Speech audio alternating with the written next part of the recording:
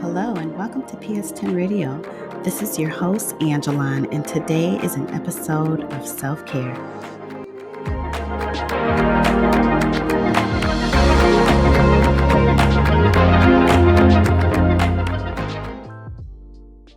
In today's episode, we are reviewing the article on Psychology Today 3 Signs You Need a Change in Lifestyle by Sean Grover when exhaustion is a way of life. So he says that there are 3 indicators that kind of let you know that may cause some of the stress that's going on in your life. Maybe due to some kind of trauma, something that has happened to you, some kind of hardship or loss. Maybe you're feeling some kind of burnout. So those signs of burnout can also be an indication um, of the stress that you're experiencing. And also, just making sure that you're considering the fact of, um, you know, the impact of these things on your life are so stressful that they can kind of paralyze you from moving forward or even considering um, changes that you need to make. So number one, he kind of talks about life lacks joy. That's kind of an indicator, a sign of no, a sign that your lifestyle needs to change. Number one, he notes that your life just lacks joy and wonder. Like you just aren't finding any joy in the things that you normally do or in your day to day life. And then you kind of feel blah. I'm sure we all have times like that where we're kind of like, okay, I'm kind of like just going through the motions, or I'm getting bored with the way that things are going. And so when you find yourself experiencing that, that may mean that you need to make some changes in your life. A second thing he talked about was chronic stress. It's just if things are constantly causing stress, whether it be a certain situation or just the day to day. I got to clean up. I got to do this. I got to take people here. I got to carpool. I got to pick up people. I have to make appointments. I have to work extra hours or whatever it may be. Or maybe something's just, maybe a relationship is draining to you or exhausting to you to kind of maintain and keep up. That chronic stress can cause you to feel like, like I need a lifestyle change. Something needs to change. And habitual disappointment. So if you're always like planning something and then it doesn't work out or it falls through, or if you are constantly being disappointed by people in your life or people around you, then you just start to feel like I'm just going to do things different. I just need a lifestyle change.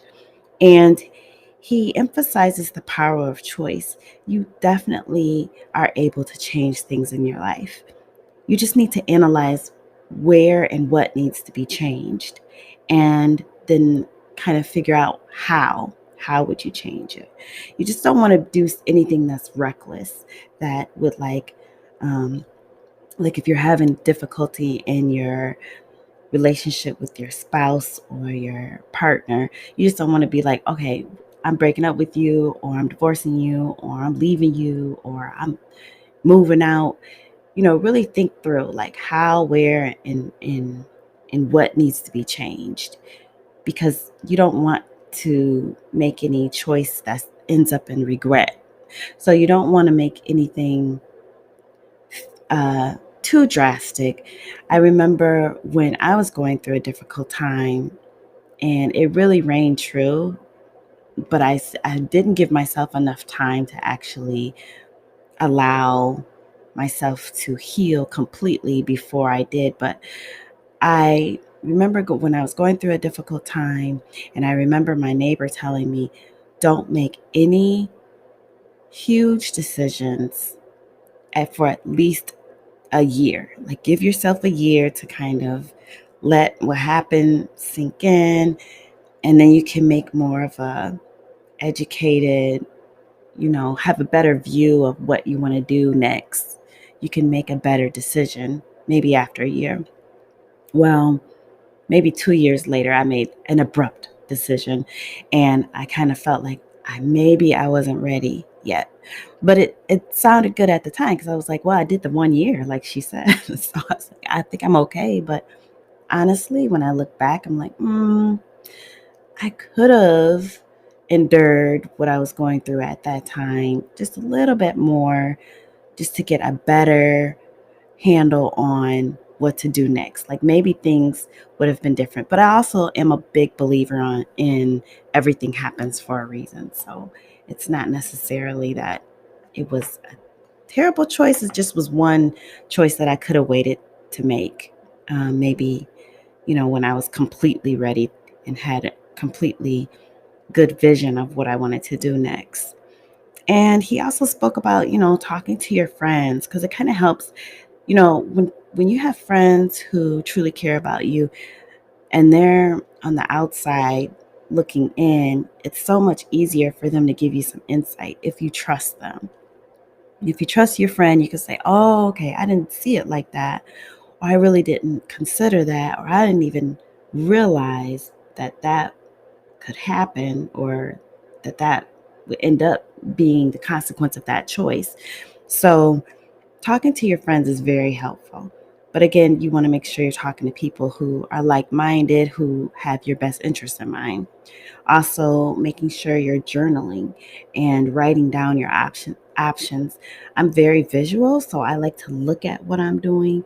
So, writing things down is very powerful for me and it's very helpful, whether it be ideas or organizing thoughts or even my feelings, just making sure that I'm like writing it out. And maybe if when I read it, then I realize to myself, oh, wait a minute, this is coming off this way. I don't really, I guess I'm not feeling exactly that way, or maybe I'm coming off in a way I didn't mean to come off as.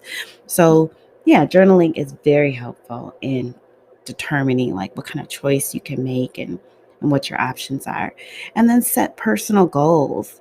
So follow your passion, do things that do bring you joy, attend or sign up for a class and attend your classes. And I just recently signed back up for a mindfulness based stress reduction class. This is my fourth time taking this course. I am enjoying myself.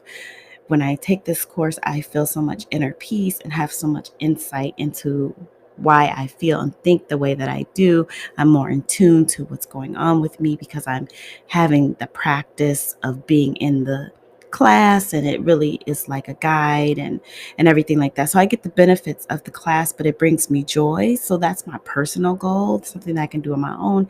And it's also becoming a passion of mine. So I enjoy taking class. I like to learn. I've ran across some books on audio that I'm really like enjoying, and I didn't realize that. Um, I do like to learn new things, and I like to do things um, that can help me to learn a new skill. But I didn't realize how much I liked it until I tapped back into it. And I was like, oh, wait a minute. I love listening to this book while I'm cleaning or while I'm straightening up and organizing. Like, I'm enjoying myself. And so finding your passion and getting into things that help you to learn and just be a better person, setting those personal goals can help you with your lifestyle change. And also, just consider, like I said, like what my neighbor said, just, not making those um, abrupt, reckless choices too soon. Give yourself some time to kind of go through and process your feelings, your thoughts, and look at your choices. And like he said, no reckless um, decisions like changing your job, just quitting your job and being like, I'm going to quit my job, I'm going to do this. Make sure it's something that you're able to do, something that's still lucrative enough to pay your bills and take care of the responsibilities you have, just up and moving away. And those things may not be the answer, because sometimes when you have an issue, a pressing issue or a pressing stressor, those things just follow you. They don't go away just because you change your job or now you have a new car, you have a new house, or sometimes they are things that you actually do have to address. Um, and then he had this quote in the article from Buddha, and it said, "You can't overturn your karma." I thought that was pretty powerful too, because if it's meant for you to happen, it will happen, and whether it be negative or positive, but it's gonna happen. So you can prolong it, but it's coming for you. It's karma.